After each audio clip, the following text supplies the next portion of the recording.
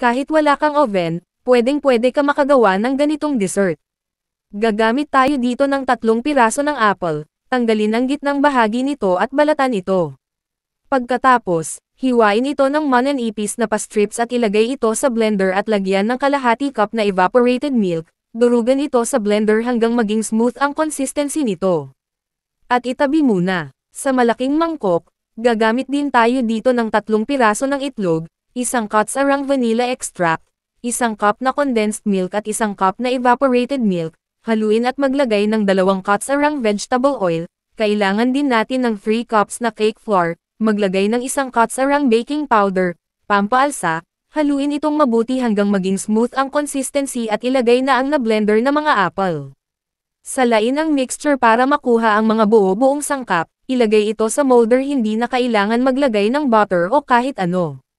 Nagpreheat na pala ako ng kawali na may takip, ng 15 minuto at ilagay na ito, lutuin ito ng 1 oras at 20 minuto sa mahinang apoy. Pagkatapos ng 1 oras at 20 minuto, hanguin na ito at palamigan ng 30 minuto, pagkatapos unmold na ito at ilagay sa malapad na plato. Ang ganda ng hitsura at pagkaluto, kahit ganitong cake lang sa darating na Pasko sapat na. Napakasarap!